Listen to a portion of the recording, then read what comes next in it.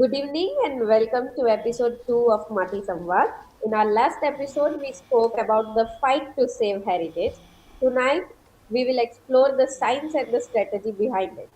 Our guest today is the name that every student of conservation in India knows. She is not just an architect, she is an institution. For over 35 years at IIT Kharagpur, she has shaped the minds that are now protecting the country, built history. But she didn't stay in the ivory tower for academia. She stepped into the fire of policy making. She served as the member of National Monuments Authority, advising the Ministry of Culture on how to protect India's most sensitive sites. She is currently a member of Heritage Conservation Committee in Kolkata, where she makes the tough calls on which building survives and which one doesn't. Her work spans the ancient and the colonial, the rural and the urban, and includes her fight to have Cooch Behar declared a heritage city. Please welcome the scholar who teaches us that conservation isn't just about saving old bricks, but about managing change. Dr. Sanghamitra Basu. Welcome, ma'am. Thank you for such an introduction. I'm very honored.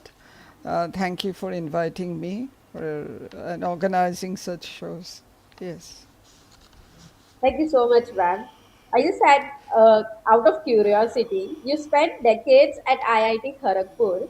Architecture schools in the 80s and the 90s were often obsessed with the modernism, the concrete, glass, and the future.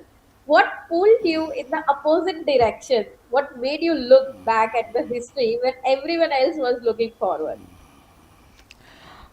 Yes, it's true that when we were students, we are obsessed with the masters of modern architecture. But at the same time, we had a very good foundation in history of architecture, like practicing sketches from Bannister Fletcher and Percy Brown repeatedly. So these were real sketches we had to do, and those helped. Those helped to understand the history. Uh, but just I would like to share something just to show that how the modernism movement dominated our thought process. So when I was doing my final year BArch thesis, my Yeah. project was Pilgrimage Center in Horiddar. So initially I was looking very wrongly at Frank Lloyd Wright's work, organic architecture, which is it doesn't fit into the context. But we are so inspired that we are looking at that. No, and I was not making any headway. It was just because it was really a silly thing, now I know.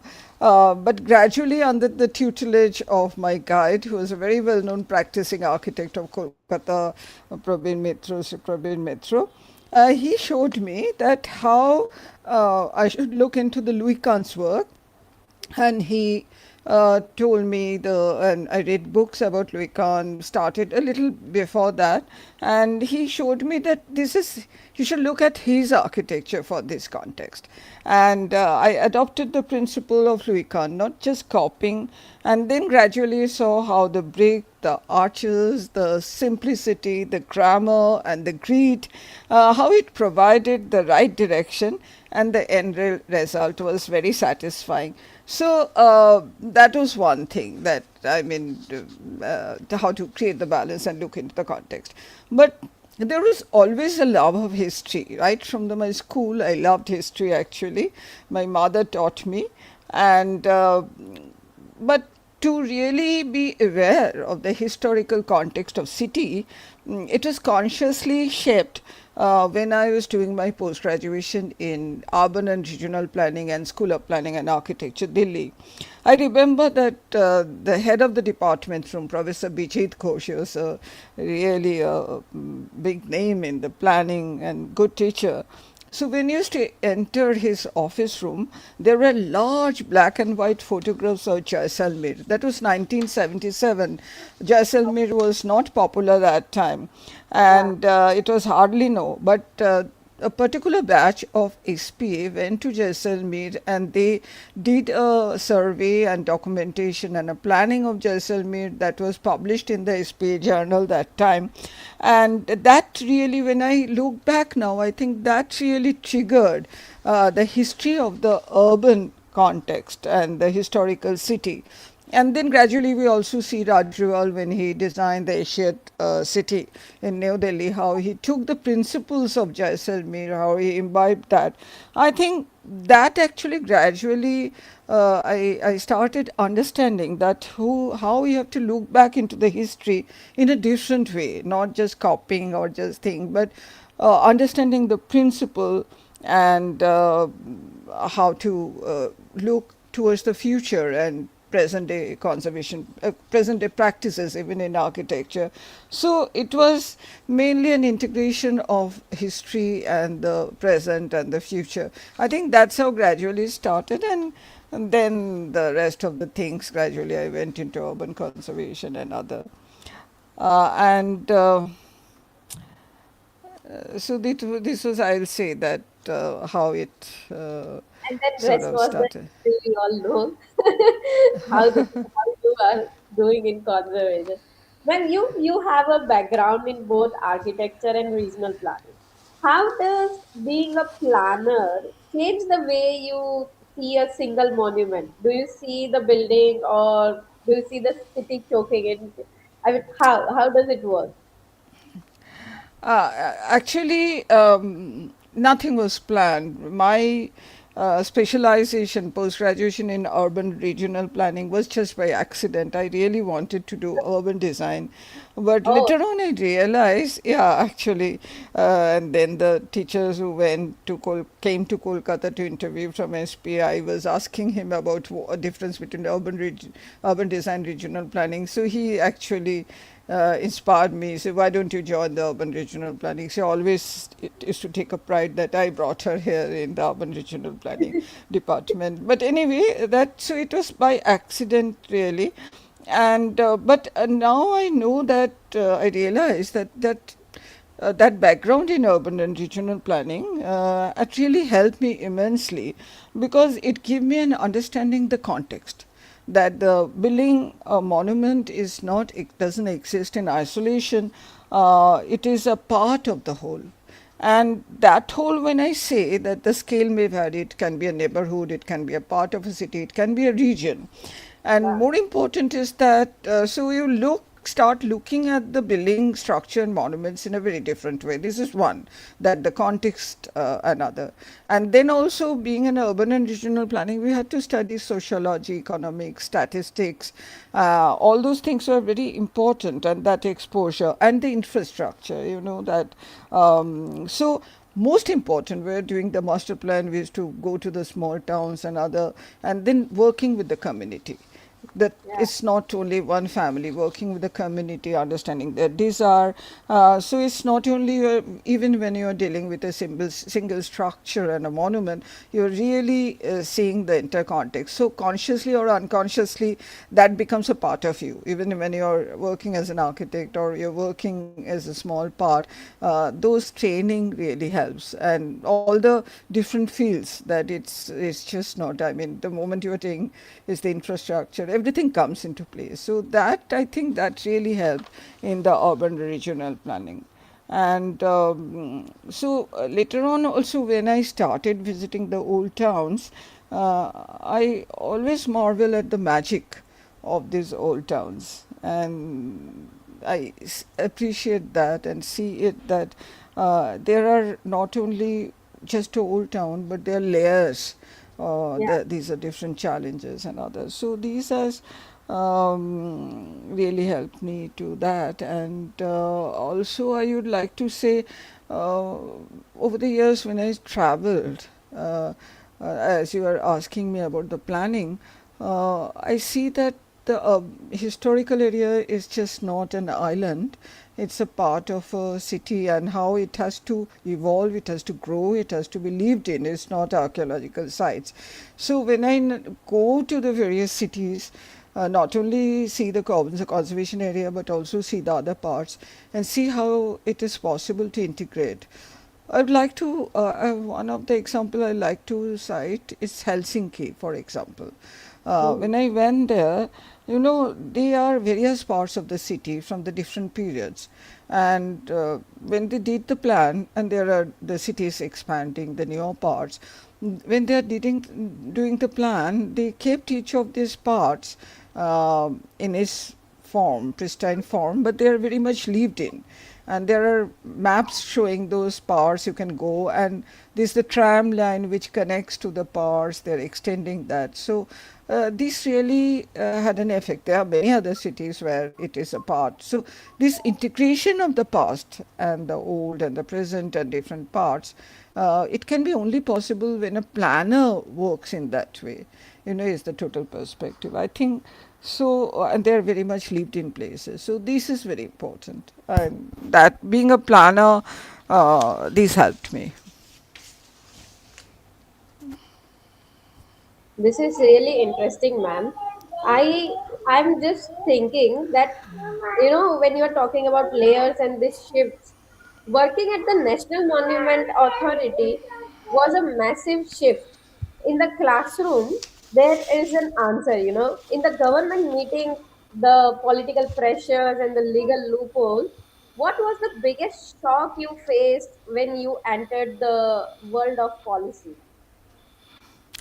Yeah, actually, when I joined National Monument, we are the first batch when it just started. Three of us started, Rima, myself, Mira, and then the other members joined, the chairperson joined. It was the starting. So we had to frame a lot of guidelines. We had to find out our ways. A lot of cases were pending.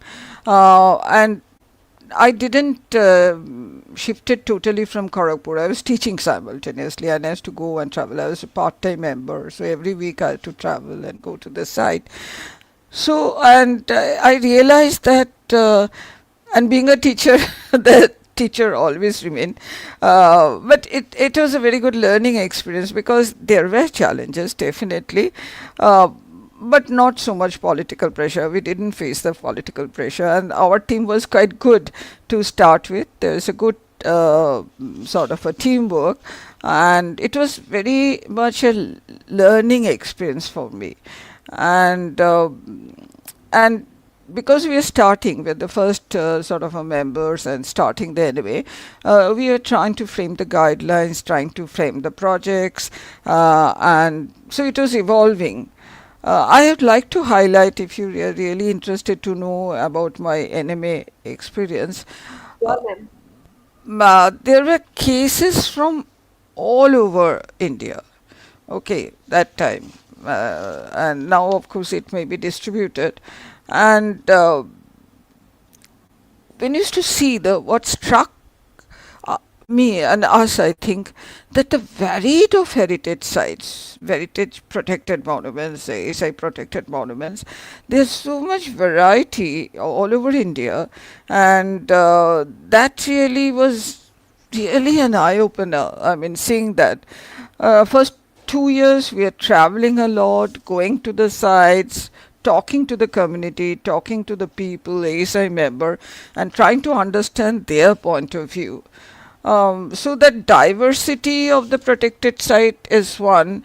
Like, for example, when you're working in Delhi, when on one hand, let's say we are working for Shesha Shuriget and some buffer area around that, and and the next project may be a Kosh Minar in a North Indian small town, and both has the same buffer area of 100 meters, 200 meters, 300 meters, and there may be megalithic site in Chennai or Tamil Nadu, which are not a monument but small area.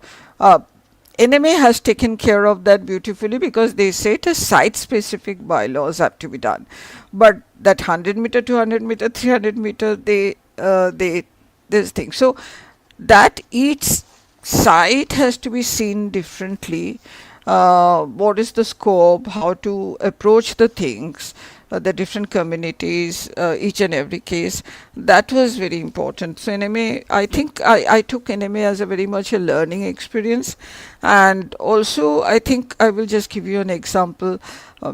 the other point of it, uh, I remember, suppose a regulated zone is there. I remember Kanchipuram when we went, and there are temples, different temples, and each temple has their own protected, regulated zone, another. And surrounding the temples were neighborhoods and small, small houses. They had a character, they are now changing. So, let's say a very common person has a small traditional house which is a sloping roof. Now, he wants to build a house there, he has to take bank loan.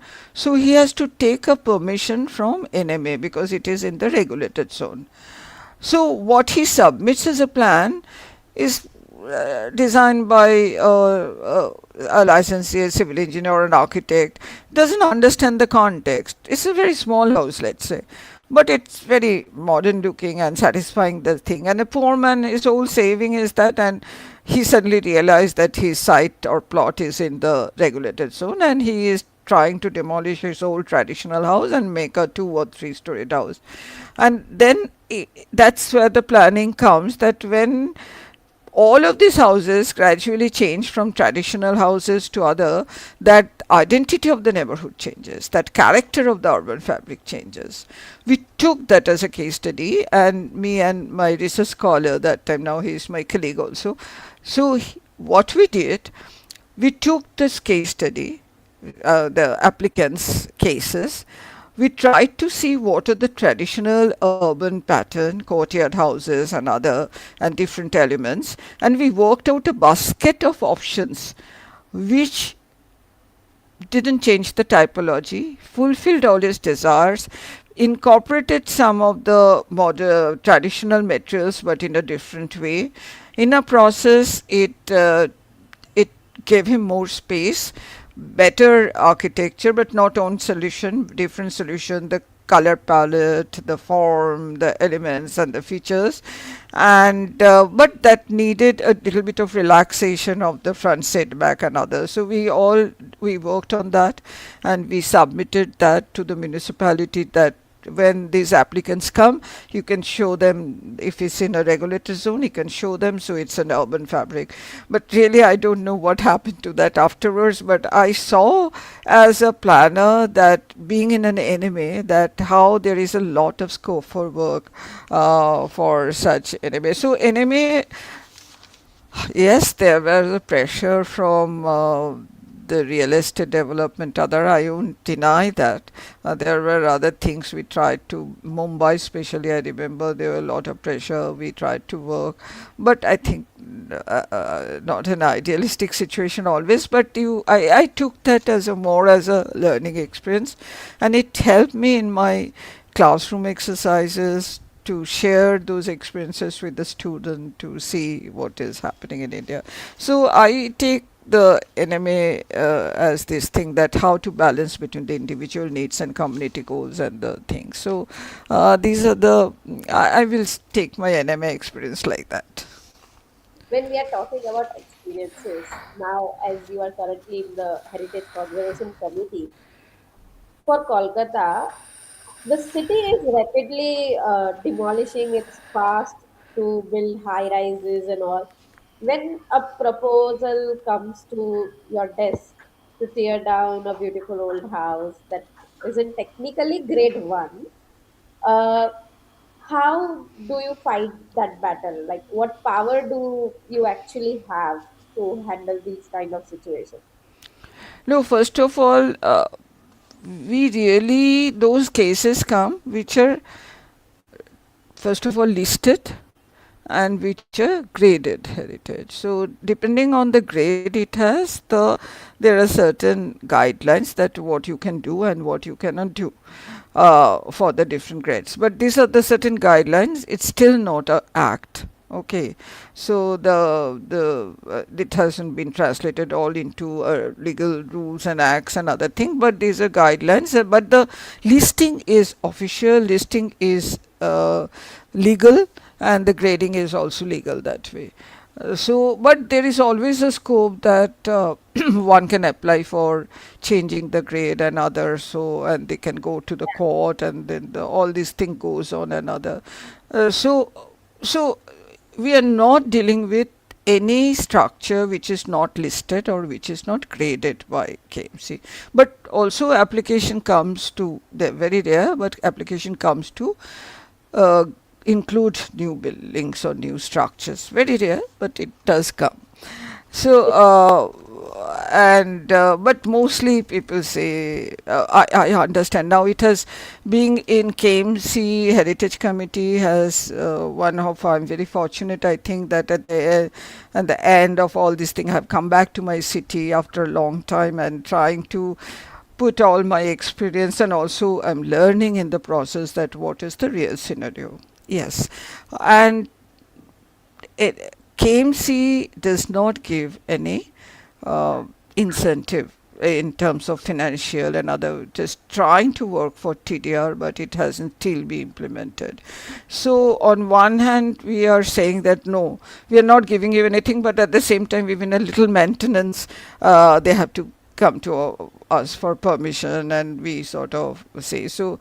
uh, so we are very, I mean, people have a lot of the sort of grudges against that, especially the real estate development and other, I must say. But I mean, again, I say that within that, we try to sort of have a dialogue, because we understand that, see, a person who, or a children who have inherited a big mansion, they can't maintain it.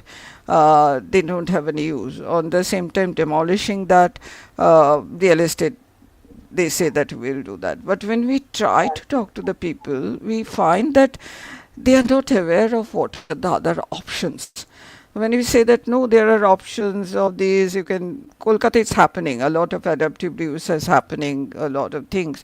So I think they don't know that these options. So I think it's what is required is more of these. They just get scared. Okay, I have to do it live. Where are the skilled person? Where are these? Where the money comes from? So these are a lot of queries, and which are very very genuine queries. And so there is a requirement for breaching that gap, which may not be possible with KMC within this, but in an overall city, the attempts are going on how to make the people more aware, and also quite a good examples are happening, that demolition is happening. I agree. Now, to demolish a grade one heritage will be very difficult. I mean, it's not possible.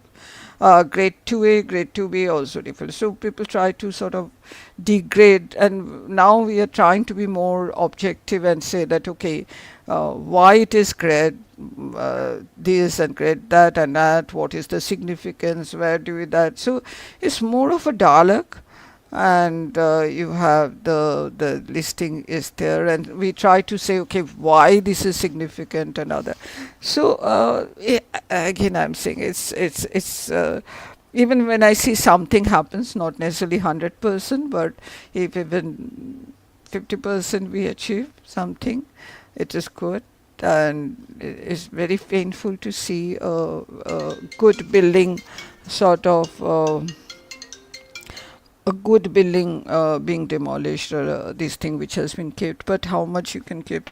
Oh, Calcutta, we don't have any pressing definition. That's also important when you try to put a new buildings. That's not legally the thing.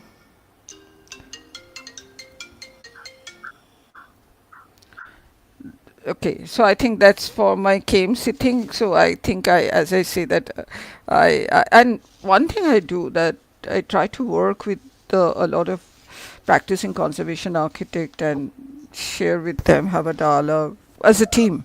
As a team, we are a very multifarious team: structural engineer, historist, environmental person.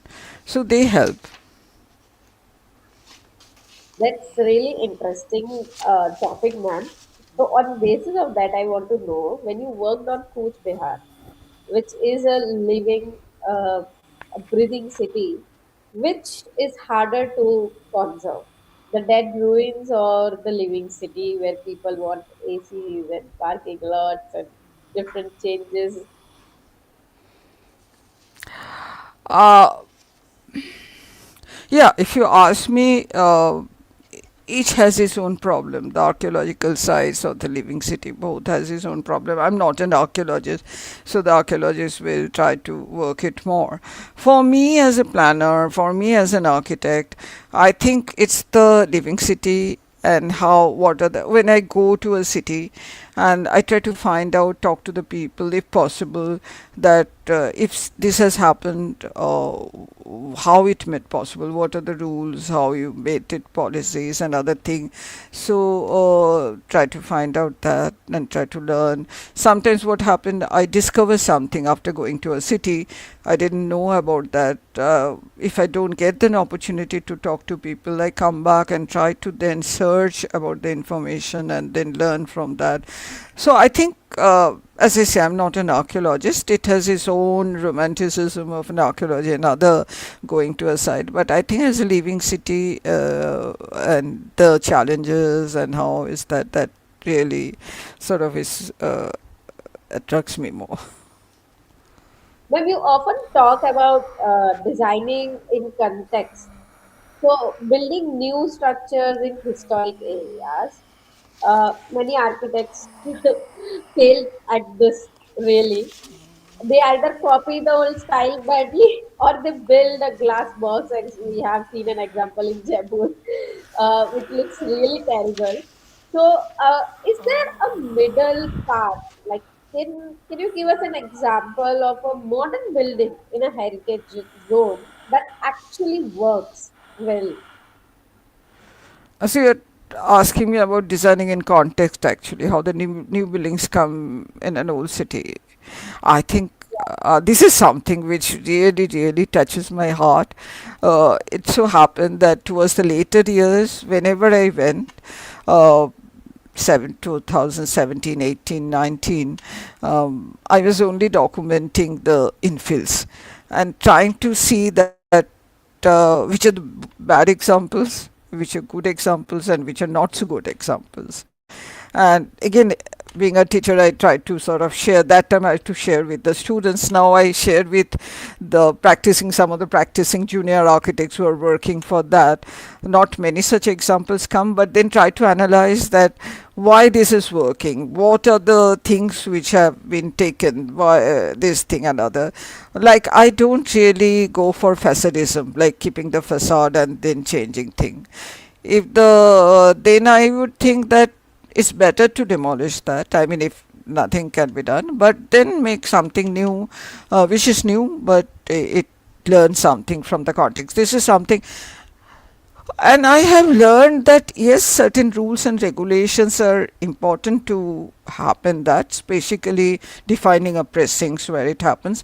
But what is more important is the review, that the review of those things and in a very objective way through a different process, what happens, and when you're reviewing that, there should be people who are more sympathetic or understand, sensitive to that.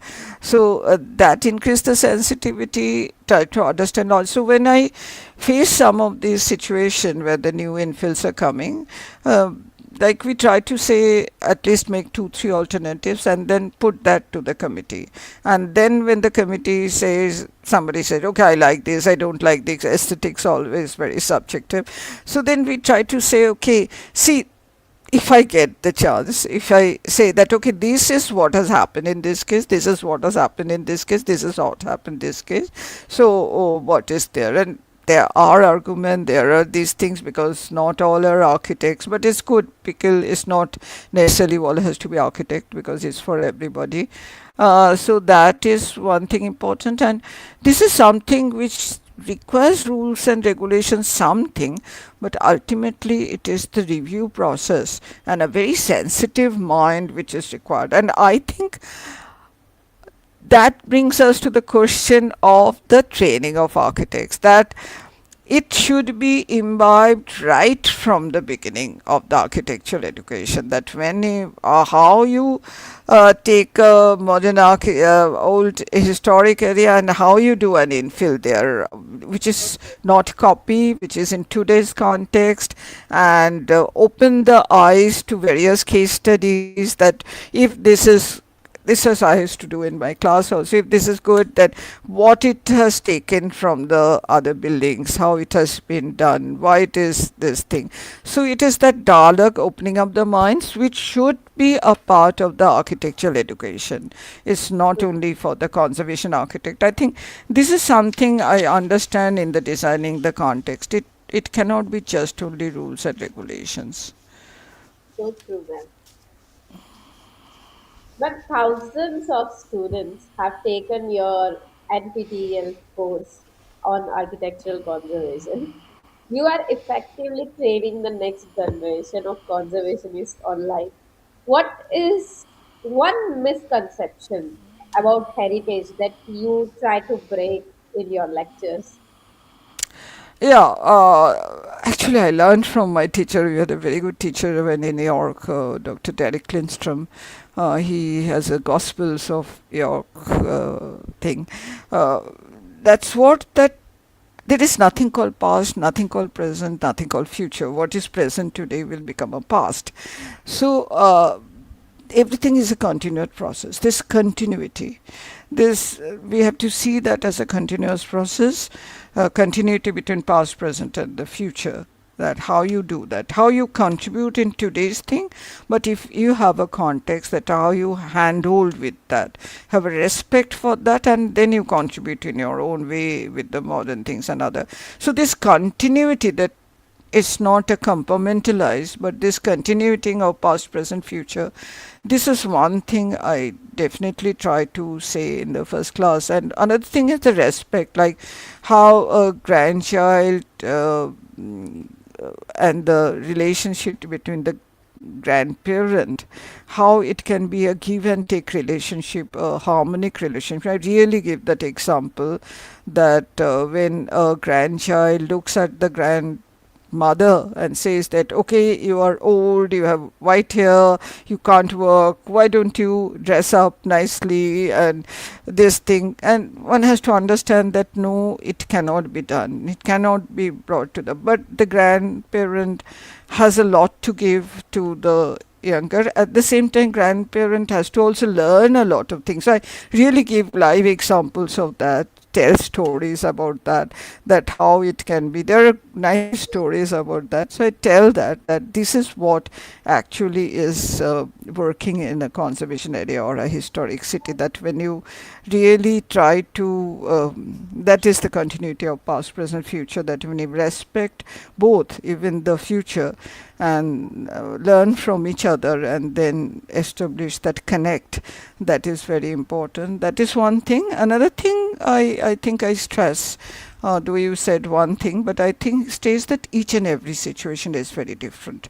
So I think if you remember in PTL course, I started with two what on buildings and say that how, so it is not a product which is important, it is the spirit behind which is important, what you want to do.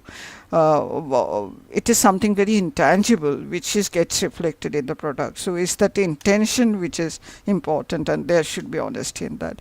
So I think these are the main things which I believe I have learned from my teachers, and I try to continue it that way.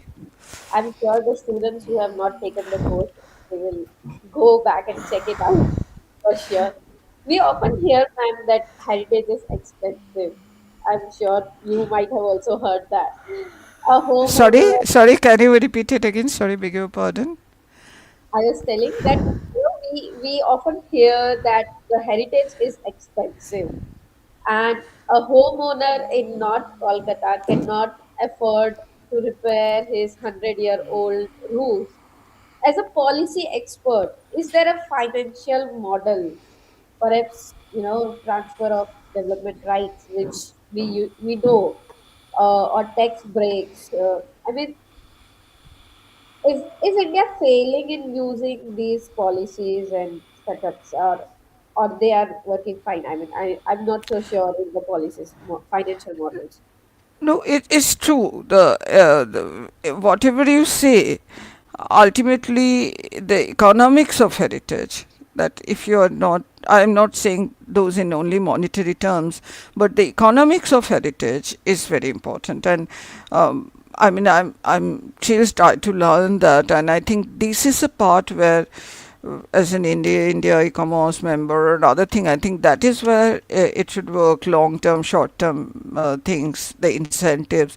Incentive not necessarily can always be financial incentives. It can be also other way of incentives there, this is very important because this is what we'll also come across in the things that a simple middle class person has a small house which is a great heritage, and the moment we say have the whole Venetian windows, wooden windows, and lime work and other, they said it's very expensive, we can't do. So then we have to sort of say, and then these are the buildings which nobody will sponsor. So there are the incentives to work. Uh, but then we have to say that, okay, that if you do that way, if you do the other way, then this, you are losing that, and this way of keeping that, you are keeping that. So it's a dialogue, but I do agree that this is a then actually working with the hard economics, then the architects or the conservation architects should show the alternatives. If you demolish that, this is the thing, this is the maintenance cost in a long term, or if you this is a long lasting, this probably that over the years and the other, and then to see how it can be brought to a middle optimal solution. Yes, this definitely is a problem because until and unless for big projects, till the TDR and sponsorship and other kind of work, but even a simple house that may not. So people do. Calcutta, very good trend is happening. Even small houses, middle residential houses, people are changing it to a cafe and a small restaurant or a boutique. This is catching up very much, and people are very. It's not tourist. Nothing can work only for tourists. It is the local Yeah. people who are appreciating that space, and it's not only the building. The building serves as an ambience for other things like bookstores or cafe or boutique and other things. So this is okay. The homestay and other, if we can give an incentive, this still has to work. That needs which context you are designing, which other location. But I do agree, economics of heritage is real issue, and it has to be taken care of. Let's have some quick questions, man. One heritage Sorry. city in Let's have some quick questions. One heritage city in India other than Kolkata that has managed well. Beg your pardon. Can you repeat the question again? I was asking one heritage city in India other than Kolkata that has managed well. As per you, which will be the other city in India? Can manage. Managed well. They have managed well the heritage of the city. I haven't seen all, so I uh,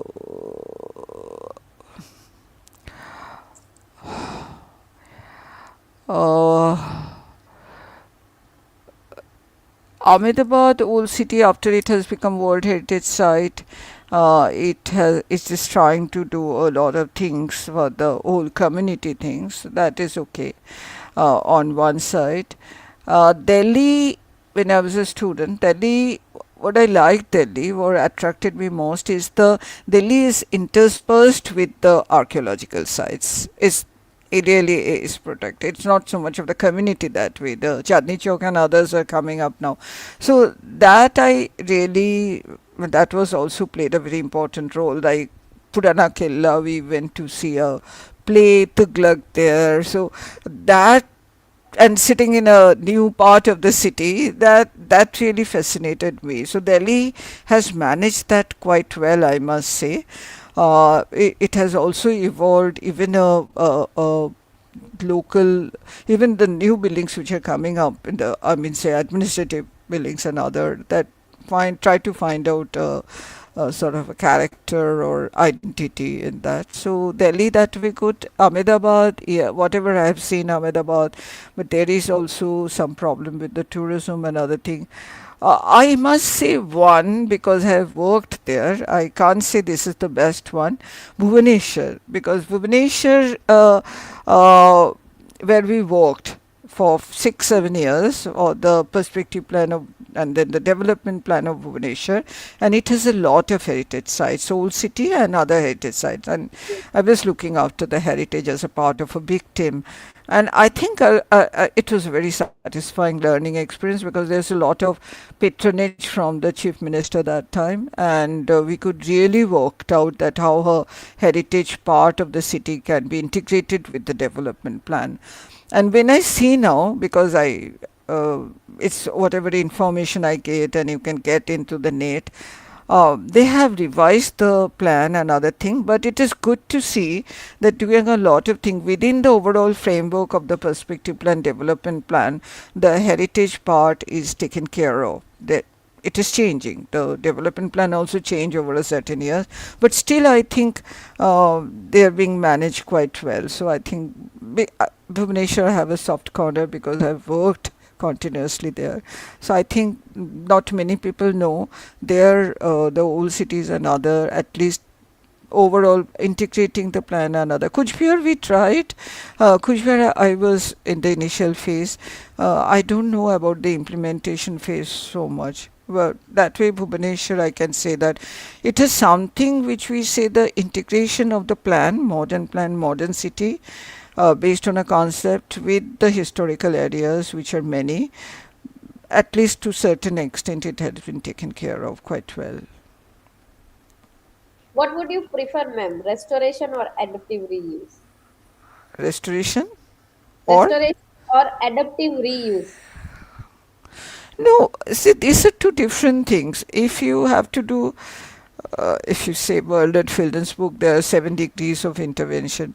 So adaptive reuse, when it has outlived its use, adaptive reuse is an economic thing. But to do the adaptive reuse, may need some sort of a restoration there. You may need a conservation there. You may need some sort of a measures there.